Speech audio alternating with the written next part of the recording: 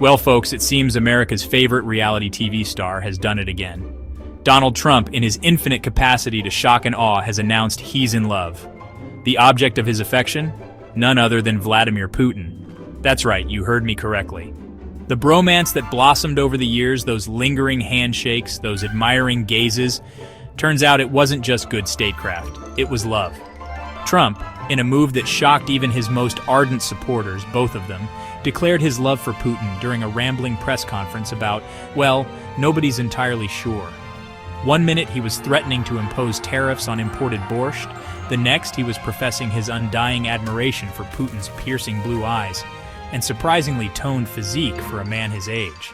The world watched, mouths agape, as the former leader of the free world gushed about his love for the man who, until recently, was public enemy number one. Honestly, at this point, nothing surprises me anymore. Remember when he said he could shoot someone on Fifth Avenue and not lose any voters? Turns out he was right. Because here we are, America, living in a country where a former president can declare his love for a former KGB agent and people just shrug and say, well, it's about as believable as that time he claimed he wrote The Art of the Deal.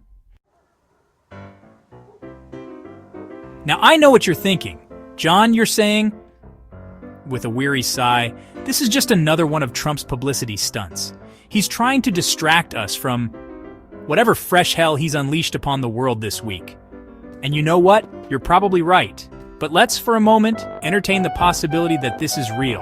That somewhere deep down beneath the spray tan and the hairspray beats a heart capable of genuine affection. Imagine, if you will, a world where Trump and Putin, instead of engaging in geopolitical chess matches, are attending couples therapy.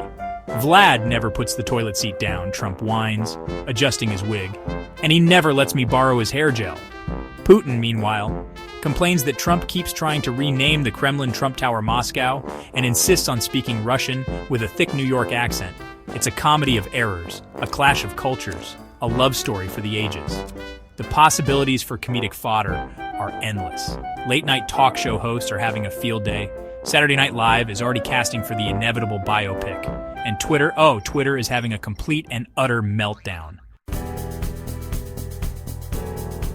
Amidst the chaos and confusion, a single name emerges from the wreckage, a beacon of hope in a world gone mad. Johnny Sins. That's right, America, the man who can seemingly do it all, plumber, astronaut, doctor, you name it, is now being touted as presidential material. And honestly, I'm here for it. Think about it. The man's a master of every profession imaginable. He's clearly intelligent, resourceful, and adaptable. Plus, have you seen him handle a wrench? Those are the hands I want on the nuclear launch codes.